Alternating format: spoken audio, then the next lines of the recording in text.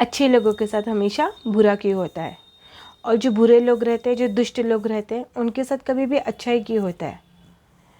आज मैं इसके ऊपर आपसे एक स्टोरी शेयर करना चाहूँगी।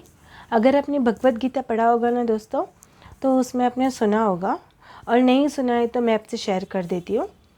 अर्जुन रहता है, अर्जुन को कभी भी मन में छोटी सी भी दुविधा रहती है ना, तो कभी भी वो श्री कृष्ण के पास जाके अपनी दुविधा का निवारण पूछ लेता है। जाता है वो अर्जुन श्री कृष्ण जी के पास कि कृष्ण जी, मुझे आपसे एक सवाल पूछना है। जो लोग अच्छे लोग रहते हैं उनको कभी भी तकलीफ़ क्यों मिलती है, और जो लोग अच्छे नहीं रहते हैं, जो लोग दान धर्म किसी का अच्छा नहीं सोचते, पूजा पाठ नहीं करते, उनके साथ अच्छा क्यों होता है। तो श्री कृष्ण जी कहते हैं कि ऐसा नहीं है। मनुष्य जो महसूस करता है और जो जानता है, उसके हिसाब से उसके कर्मों का फल उसको मिलता है। ये हमारे मन की आशंका है कि तुम अच्छा कर रहे हो, तुम्हारे साथ अच्छा नहीं हो रहा है, भगवान पे से विश्वास हट जाए, ऐसा कुछ नहीं है। ऊपर वाला सबको उनके हिसाब से देता रहता है, बट वो हमको पता नहीं चलता है। तो जब अर्जुन ऐसे पूछता है तो श्री कृष्ण कहते हैं कि ठीक है, मैं तुम्हारे मन की दुविधा का निवारण ज़रूर करूँगा। इसके पीछे एक स्टोरी है, आप सुनो। एक बहुत बड़ा नगर रहता है, वहाँ पे दो इंसान रहते। एक इसमें से एक इंसान ऐसा रहता है कि जो हमेशा पूजा पाठ दान धर्म सब करता रहता है। भगवान को सुबह उठ के भगवान के मंदिर में दर्शन किए बिना उनका दिन नहीं निकलता। उसकी कितनी कैपेसिटी रहती है, उसकी कितनी औकात रहती है, उतना वो दान धर्म ये भी करता है। और उसकी विपरीत ही एक रहता है जो कभी भी दान धर्म कुछ नहीं करता, पूजा पाठ नहीं, हमेशा दूसरों का गलत काम करना, दूसरों को चोरी करना, दूसरों से छीनना झपटना, मार के पैसा वसूलना, ऐसा सब काम करता रहता है। तो एक दिन क्या होता है, जोर से आनी तूफान आती है।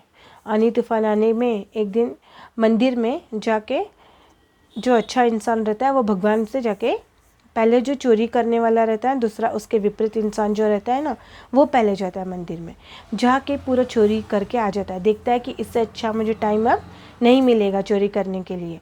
पूरा बारिश आ रहा है, आंधी आ रही, तूफान आ रही है, इस टाइम पे तो मंदिर में कोई भी नहीं जाएगा।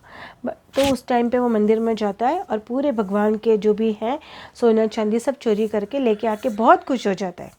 और करेक्ट उसी टाइम पे जो उसके विपरीत इंसान रहता है, जो भगवान का पूजा पाठ दान धर्म पुण्य सब करता रहता है, वो वहीं पे जाता है। बट पंडित जी तभी उनकी नींद खुलती है और उनको ऐसा लगता है कि इसी ने चोरी किया। जोर जोर से हल्ला करने लगता है वो कि देखो चोरी किया ये इंसान ने।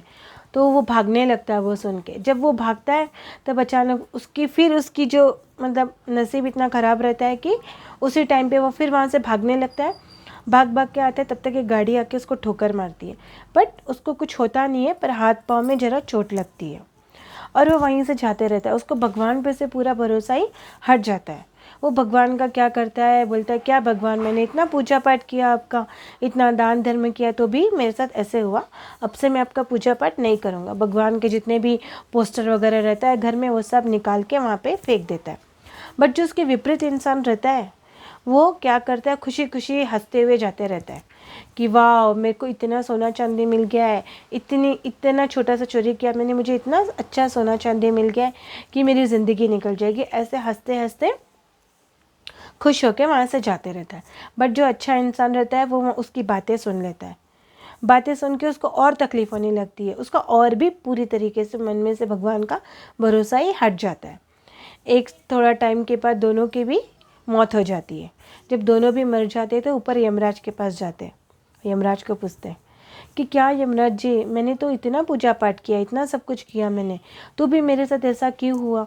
और ये दुष्ट इंसान जिसने चोरी किया, भगवान के सामान चोरी किए, सोना चांदी चोरी किया, सबके साथ उसने स्वार्थ बना किया, उसके साथ इतना अच्छा। तो यमराज जी बोलते हैं नहीं, तुम गलत सोच रहे हो।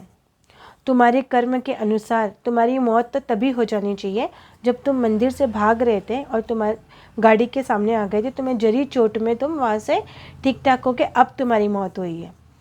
और जो ये क्यों हुई है, क्योंकि तुमने जो पूजा पाठ किया दान धर्म किया उसके वजह से तुम्हें जरी चोट लगी, उसके वजह से तुम ठीक होके और आगे की अपनी ज़िंदगी बिताए।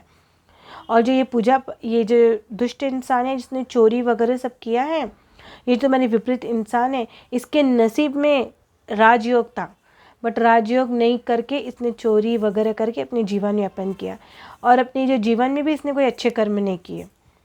जो तुम्हें ज़्यादा चीज़ होना चाहिए था वो कम में तुम्हारा निवारण हो गया, और इसके नसीब में तो बहुत कुछ लिखा था पर ये चोरी करके ज़िंदगी अपना जिया। तो इतना ही फ़र्क रहता है, आपके कर्मों के अनुसार आपको फल मिलता है।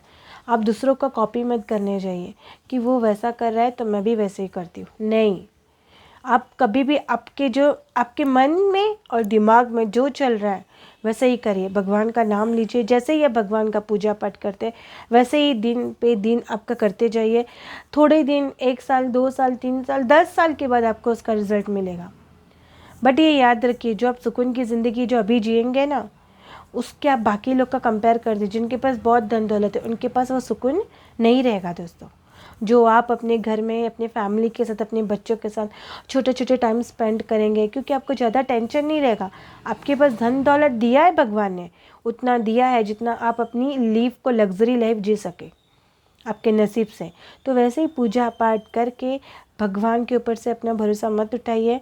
अगर कुछ भी आपके लाइफ में ऐसा इंसिडेंट्स हो रहा है, भरोसा रखिए कि भगवान ज़्यादा बड़ा होने वाला था, वो थोड़े में ही कर दिया है। तो मेरी आपसे यही विनती है कि दुखी मत होइए अगर आपके साथ कुछ भी हो रहा है तो। Thank you.